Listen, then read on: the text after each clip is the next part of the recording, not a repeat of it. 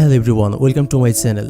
আজকের গল্পটি সোয়ান নামের একটি 14 বছরের ছেলের হঠাৎ করে একদিন স্কুলে সে ছেলে হওয়ার সত্ত্বেও তার মাসিক হওয়া শুরু হয়ে যায়। এই অদ্ভুত সমস্যার কথা সে তার মা বাবাকেও বলতে পারে না লজ্জায়। একদিন সোয়ানের বাবা মা বিষয়টি জেনে যায় আর তাকে হসপিটালে নিয়ে যায়। কিন্তু এরপর সোয়ানের সাথে যা যা হয় তার শেষ পর্যন্ত আপনার হৃদয়ে নাড়া দিয়ে যাবে। এটা একটা সত্য ঘটনার উপরে ইন্সপায়ার্ড হয়ে বানানো মুভি, অর্থাৎ এই সেম ঘটনাগুলো সত্যি কারোর সঙ্গে ঘটেছিল। আর এই গল্পটা হচ্ছে সেই সময়ের গল্প যখন কোথাও অপারেশনের মাধ্যমে কাউকে ছেলে থেকে মেয়ে বানানোর সার্জারির প্রচলন শুরু হয়নি। এখন অবশ্য এটা অ্যাভেলেবল হয়ে গেছে, যে কেউ চাইলে এখন সার্জারি করে ছেলে থেকে মেয়ে হয়ে যেতে পারে। কিন্তু কিছু বছর আগে এই অপারেশনের প্রচলন শুরু হয়নি। এটা সেই সময়ের গল্প।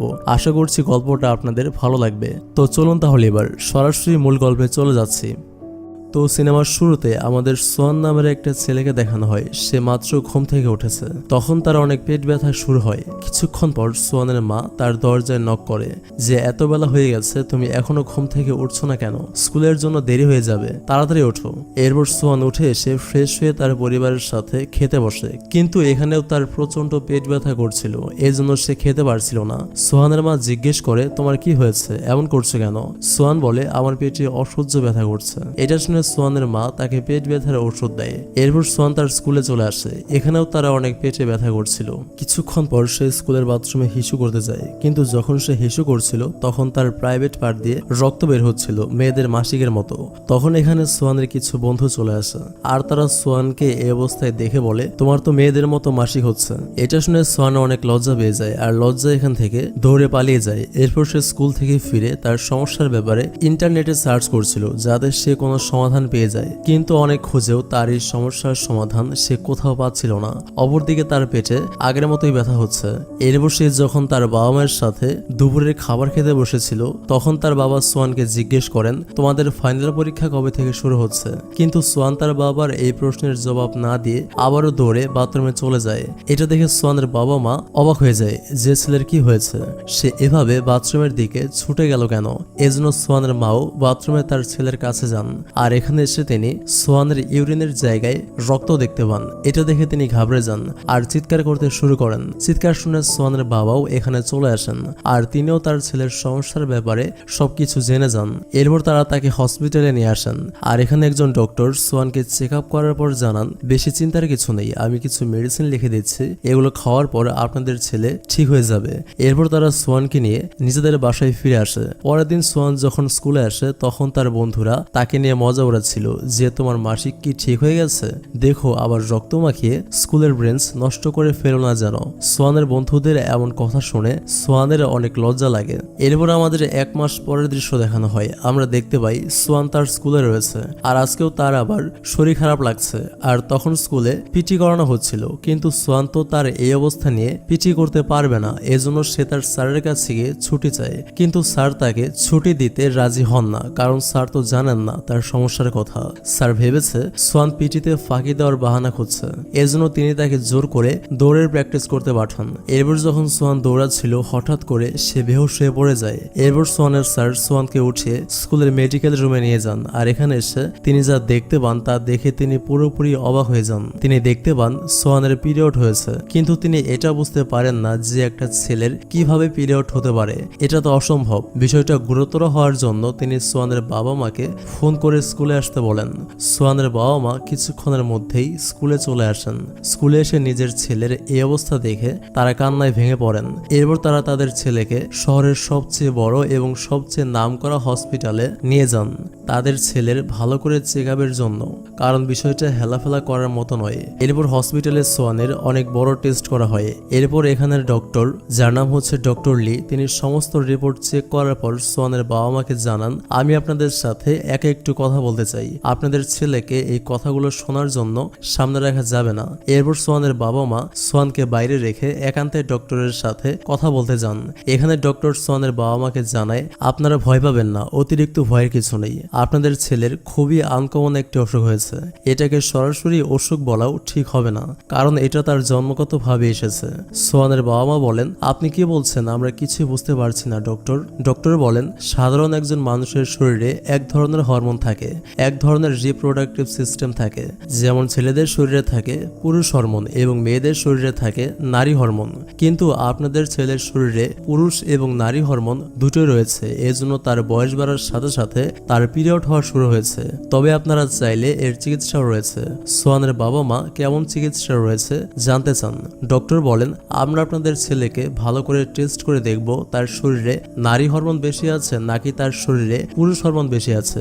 যদি পুরুষ হরমোন বেশি থাকে তাহলে অপারেশন করে তার শরীরে যতটুকু নারী হরমোন আছে সেটা আমরা নষ্ট করে ফেলবো, এরপর সে সুস্থ স্বাভাবিক হয়ে যাবে। আর যদি নারী হরমোন বেশি মাত্রায় থাকে তাহলে তার শরীরের পুরুষ হরমোন নষ্ট করে ফেলতে হবে এবং তার পুরুষাঙ্গ কেটে ফেলে দিতে হবে এবং তার শরীরের প্রাইভেট পার্ট মেয়েদের শরীরের মতো করে দেওয়া হবে।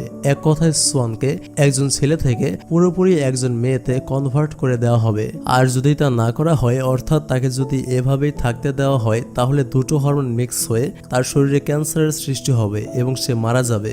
এসব শুনে সোয়ানের বাবা ও মা অনেক ভয় পেয়ে যান। তারপরও ছেলের যেহেতু সমস্যা, এজন্য ডক্টরের বলা টেস্ট তো করাতেই হবে। এরপর যখন সোয়ানের বাবা মা সোয়ানকে নিয়ে বাসায় ফিরে যাচ্ছিল, তখন সোয়ান তার বাবাকে জিজ্ঞেস করে, বাবা আমার কি হয়েছে? সোয়ানের বাবা বলেন, তেমন কিছু না, ছোট একটা ইনফেকশন হয়েছে, চিন্তা করো না। সোয়ানের বাবা তাকে এভাবে সান্ত্বনা দিলেও সোয়ানের মন একটু শান্ত হয় না। পরের দিন সোয়ানের বাবা মা সোয়ানকে আবার হসপিটালে নিয়ে আসেন চেকআপের জন্য। এখানে চেকআপের রিপোর্ট থেকে ডক্টর জানান সোয়ানের শরীরে নারী হরমোন বেশি মাত্রায় আছে, এজন্য খুব দ্রুত তার অপারেশন করতে হবে এবং তার শরীরের পুরুষ হরমোন নষ্ট করে ফেলতে হবে এবং তার পুরুষাঙ্গ কেটে ফেলতে হবে। তা না করা হলে তার ক্যান্সার হয়ে সে খুব শীঘ্রই মারা যাবে। এটা শুনে সোয়ানের বাবা মা ভয় পেয়ে যান। তারা চান না তাদের একমাত্র ছেলে মারা যাক, এজন্য তারা বুকে পাথর চাপা দিয়ে সোয়ানের অপারেশন করার জন্য ডক্টরকে অনুমতি দিয়ে দেন। এরপর সোয়ানকে অপারেশন থিয়েটারে নিয়ে যাওয়া হয়, কিন্তু সোয়ান এখনো জানে না একটু পর তার সাথে কি করা হবে। এদিকে ডক্টর লি একজন লোকের সাথে বাইরে কথা বলছিলেন। তিনি ডক্টর লিকে এই অপারেশন করতে মানা করছিলেন, কিন্তু ডক্টর লি তাকে বলছিলেন আমাকে এই অপারেশনটা করতেই হবে। এখানে এই লোকটি ডক্টর লিকে কেন সোয়ানের অপারেশন করতে মানা করছেন সেটা আপনারা গল্পের শেষে জানতে পারবেন। যাই হোক, এখন পর্যন্ত যেহেতু এমন অপারেশন এর আগে কোথাও করা হয়নি, এর জন্য এই হসপিটালে প্রথমবারের মতো এমন অপারেশন করা হচ্ছে জেনে মিডিয়ার অনেক সাংবাদিকরা এই হসপিটালে চলে আসে। আর তারা সোয়ানের কাছে গিয়ে সার্জারির আগে তার প্রাইভেট পার্টের কিছু ছবি তুলছিল। সোয়ান এমন অবস্থায় পড়ে অনেক লজ্জা পাচ্ছিল, আর এত কম বয়সে এমন একটি অবস্থার মুখোমুখি হয়ে সে অনেক ভয় পাচ্ছিল। এরপর সোয়ানকে সার্জারির মাধ্যমে ছেলে থেকে মেয়ে বানানোর অপারেশন শুরু হয়, এজন্য তাকে ইনজেকশন দিয়ে বেহুশ করে ফেলা হয়। তারপর যখন তার জ্ঞান ফেরে সে বুঝতে পারে অপারেশনের মাধ্যমে তার পুরুষাঙ্গ কেটে ফেলা হয়েছে এবং তার প্রাইভেট পার্ট মেয়েদের মতো করে দেওয়া হয়েছে। শুধু তাই নয়, ডক্টর সোয়ানের জন্য এমন কিছু মেডিসিন দেন যেগুলো খেলে আস্তে আস্তে তার ব্রেস্ট বড় হতে থাকবে। এক কথায় কিছু মাস পরেই একটা সাধারণ মেয়ে আর সোয়ানের মধ্যে আর কোনো পার্থক্য থাকবে না। সোয়ানের এমন অপারেশন হয়েছে এটা জানতে পেরে সোয়ান অনেক কষ্ট পায়, সে অনেক কান্না করে। একবার ফিল করুন, আপনার যদি এমন অপারেশন করা হয় তাহলে আপনার কেমন ফিল হবে। ঠিক তেমনই সোয়ানের ফিল হচ্ছে। এরপর আমাদের 1 বছর পরের দৃশ্য দেখানো হয়। এখন আমাদের সোয়ানের চুল বড় হয়ে গেছে, তাকে মেয়েদের ড্রেস পরানো হয়েছে।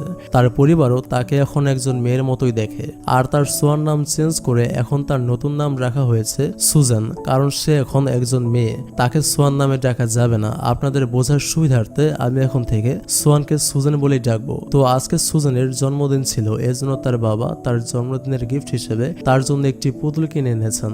সোয়ান মেয়েদের পুতুল দেখে অনেক রেগে যায়, কারণ সে বাইরে থেকে দেখতে মেয়েদের মতো হলেও এবং তার শরীরও মেয়েদের মতো হলেও তার ফিলিংস কিন্তু এখনো একটা ছেলের মতোই। এজন্য সে রেগে তার জন্মদিনের গিফটের পুতুলটি আগুন দিয়ে জ্বালিয়ে দেয়। এরপর সুজানের বাবা মা সুজানকে নিয়ে নতুন একটি শহরে চলে আসেন, কারণ আগের শহরের সবাই সুজানের ছেলে থেকে সার্জারি করে মেয়ে হওয়ার ব্যাপারটা জানে। এজন্য নতুন শহরের সবাই যেন সুজানকে একটা মেয়ে হিসেবে মেনে নেয়, এজন্য তারা তাদের শহর থেকে নতুন এই শহরে শিফট হয়েছে।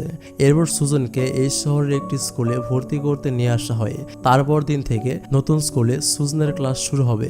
পরের দিন স্কুলে যাওয়ার আগে সুজনের মা তাকে ব্রা পরতে বলেন, কিন্তু সুজনের ব্রা পরতে অনেক অস্বস্তি লাগছিল। তো এরপর সে নিজের নতুন স্কুলে চলে আসে। স্কুলে এসে দিহান নামের একটি মেয়ের পাশে সে গিয়ে বসে। এখানে এত মেয়েদের মাঝে সুজনের অনেক আনকমফোর্টেবল ফিল হচ্ছিল। পরের দিনও সে দিহান নামের মেয়েটির পাশে বসেছিল, কিন্তু হঠাৎ সে উঠে বাথরুমের দিকে দৌড়ে যেতে শুরু করে। আমরা দেখতে পাই সুজনের ব্লিডিং হচ্ছে, অর্থাৎ তার পিরিয়ড হয়েছে। এজন্য সে বাথরুমের দিকে ছুটে যাচ্ছিল, কিন্তু সে ভুল করে ছেলেদের বাথরুমে চলে যায়। তখন এখানে থাকা একটি ছেলে বলে, তুমি ছেলেদের বাথরুমে কেন এসেছো? এটা শুনে সুজেন লজ্জা পেয়ে তাড়াতাড়ি মেয়েদের বাথরুমে চলে যায়। আর এখানে এসে সে নিজের রক্ত পরিষ্কার করে তারপর নিজের কোট খুলে কোমরে জড়িয়ে ক্লাসের দিকে যাওয়া শুরু করে। এরপর যখন সে ক্লাসে আসে সে দেখে দিহান নামের মেয়েটা তার ব্রেঞ্চ পরিষ্কার করছে, মানে যে ব্রেঞ্চে তার রক্ত লেগে গিয়েছিল। তখন দিহান সুজেনকে দেখে বলে, তুমি তোমার সাথে প্যাড নিয়ে আসোনি কেন? সুজেন তখন বিষয়টা কাটানোর জন্য বলে, আসলে এটা আমার প্রথমবার ছিল। এরপর স্কুল ছুটির পর দিহান তাকে সাথে করে মার্কেটে নিয়ে যায় আর তাকে কিছু স্যানিটারি প্যাড কিনে দেয়। এরপর সে নিজের জন্য কিছু ড্রেস কেনে আর সে সুজেনকেও তার পছন্দ মতো কয়েকটা টি শার্ট কিনে দেয়। সুজেন দিহানের ব্যবহারে অনেক খুশি হয়, কারণ দিহান মেয়েটা সত্যি অনেক ভালো। পরের দিন যখন সুজেন স্কুলে আসে তখন আমরা দেখতে পাই সুজনের ব্রেঞ্চে একটা গিফট আর একটা লাভ লেটার রাখা রয়েছে, আর এগুলো রেখেছে তাদের স্কুলেরই একজন ফেমাস ছাত্র চই। এটা দেখে সবাই অবাক হয়ে যায়, কারণ চই স্কুলের কোনো মেয়েকে পাত্তা দেয় না, আর সে সুজেনকে নিজে প্রেমপত্র লিখেছে। এটা দেখে অনেক মেয়েরাই সুজেনকে জেলাস করছিল, কিন্তু সুজেনের চইয়ের প্রতি কোনো ফিল আসে না। এমনকি সে তার দেওয়া গিফটও নিজের কাছে রাখে না, সে সবকিছু অন্য মেয়েদের দিয়ে দেয়। এরপর সে স্কুল থেকে বাসায় ফিরে তার ফোনে দিহানের ছবি দেখছিল। এক পর্যায়ে সে দিহানকে মেসেজ করে তার বাসায় বেড়াতে আসার জন্য বলে। দিহানও সুজনের বাসায় আসতে রাজি হয়, এজন্য সুজনে অনেক খুশি হয়।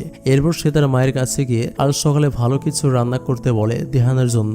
সুজনের মা তখন বলে, তোমার এখন থেকে বাসার কাজ কিছু শিখতে হবে, এর মধ্যে রান্না করাটা তো অবশ্যই শিখতে হবে, যাতে তোমাকে বিয়ে দেওয়ার পর তোমার হাজবেন্ড তোমার উপরে বিরক্ত না হয়। সুজেনকে একটা ছেলের সাথে বিয়ে দেওয়া হবে, এটা শুনে সুজেন অনেক কষ্ট পায়, কারণ সে নিজেই একজন ছেলে ছিল। ফিলিংসটা আশা করি বুঝতে পারছেন।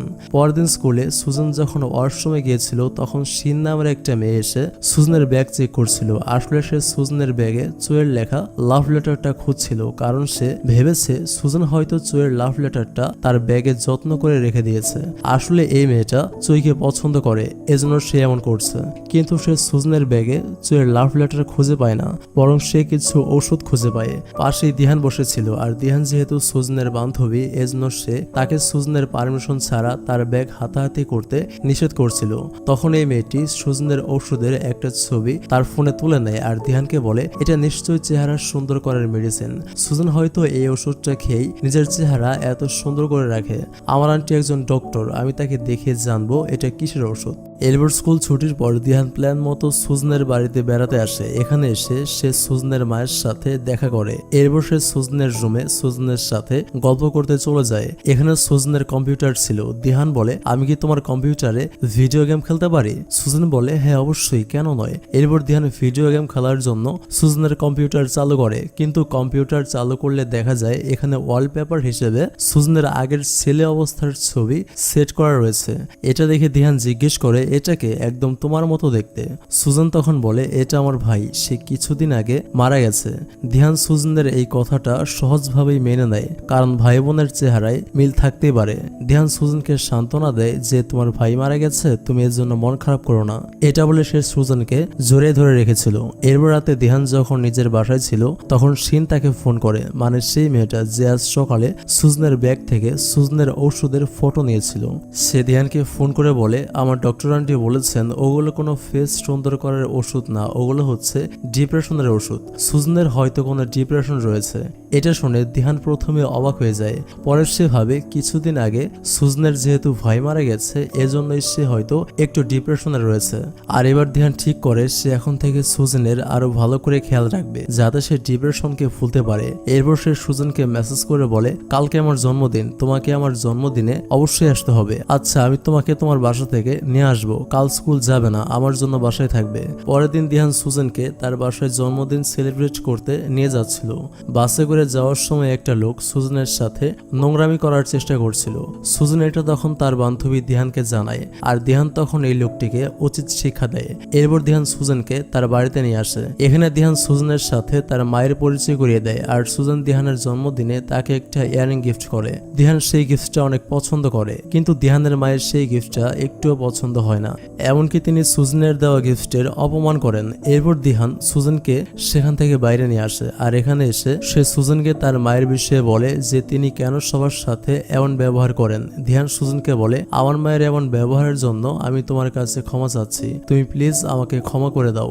আসলে আমি যখন ছোট ছিলাম তখন আমার বাবার সাথে আমার মায়ের ছাড়াছাড়ি হয়ে গিয়েছিল। তারপর থেকে আমার মা অনেক ডিপ্রেস থাকতেন, আর ডিপ্রেশন কাটানোর জন্য এক পর্যায়ে উনি বাজে বাজে নেশা করা শুরু করলেন, আর আস্তে আস্তে তার ব্যবহারও অনেক খারাপ হয়ে গেল। এখন তিনি কাউকে সহ্য করতে পারেন না, সবার সাথেই এমন খারাপ ব্যবহার করেন। তুমি আমার আম্মুর ব্যবহারে কিছু মনে করো না, আর আমি যে তোমাকে আমার এই সিক্রেট জানিয়েছি সেটা তুমি কাউকে বলো না। আমি চাই না এই বিষয়টা আর কেউ জানুক, শুধুমাত্র তোমাকে আমার এই সিক্রেটটা আমি বললাম।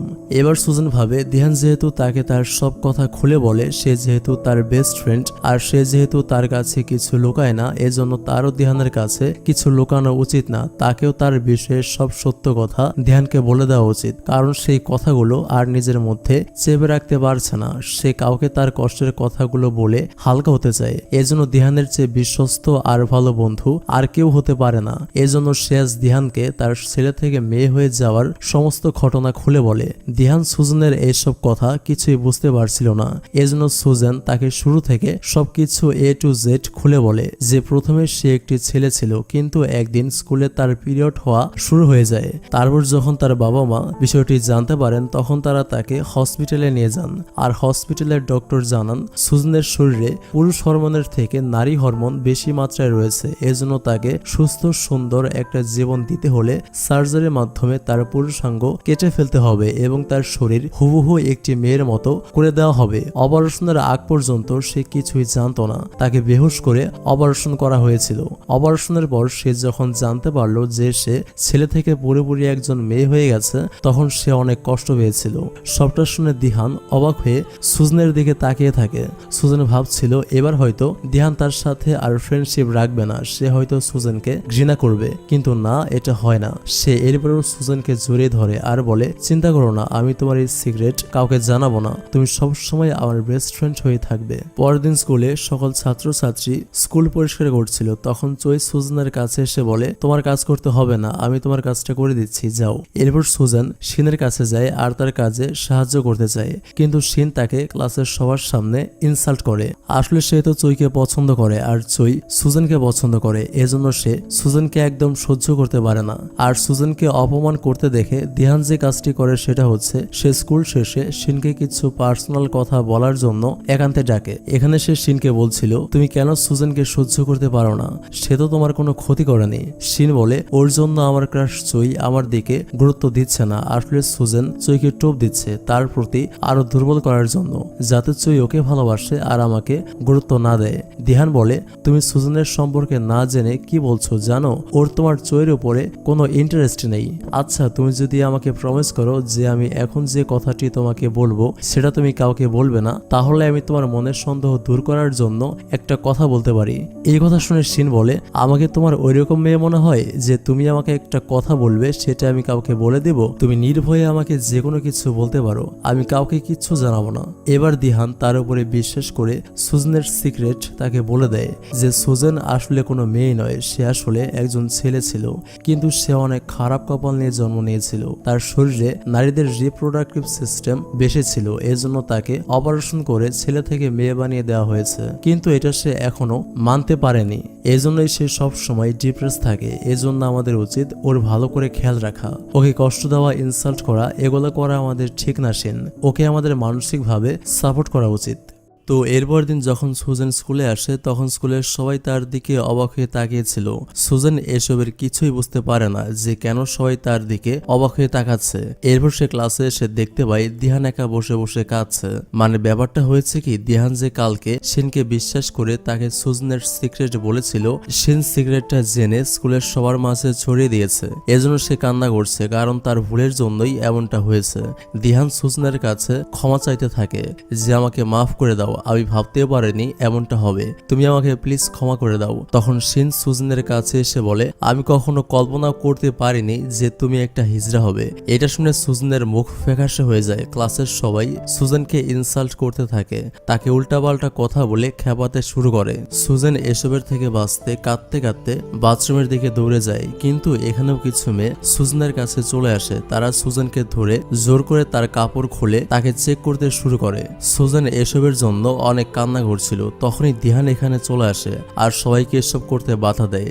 এরপর দিহান তাকে জড়িয়ে ধরে, কিন্তু সুজেন রাগ করে তাকে ধাক্কা দিয়ে ফেলে সেখান থেকে চলে যায়। এরপর সে কাঁদতে কাঁদতে নিজের বাসায় চলে আসে। সুজনের মা সুজনকে কান্না করতে দেখে জিজ্ঞেস করেন, তোমার কি হয়েছে? কিন্তু সুজেন তার মায়ের কথার কোনো উত্তর না দিয়ে নিজের রুমে গিয়ে ভেতর থেকে দরজা লক করে দেয়। পরের দিন দিহান যখন স্কুলে আসে তখন সে লক্ষ্য করে সুজেন আজকে স্কুলে আসেনি। কিছুক্ষণ পর ক্লাসে ম্যাডাম এসে বলেন, তোমরা সুজেনকে কাল যেভাবে অপমান করেছো এজন্য সুজেন এরপর আর স্কুলে আসবে না। এটা শুনে দিহানের আরো মন খারাপ হয়ে যায়। এদিকে আমাদের সুজেনকে দেখানো হয় সে 2 দিন ধরে নিজেকে নিজের রুমে আটকে রেখেছে। এজন্য সুজনের মা অনেক চিন্তিত হয়ে যান আর তিনি ডক্টরকে ফোন করে সবকিছু বলেন। সবকিছু শুনে ডক্টর বলেন, আমি এখন আমেরিকাতে রয়েছি, আপনারা আমার হসপিটালে গিয়ে সুজনের আরো একবার টেস্ট করান, আমি আমেরিকা থেকে এসে ওকে দেখব।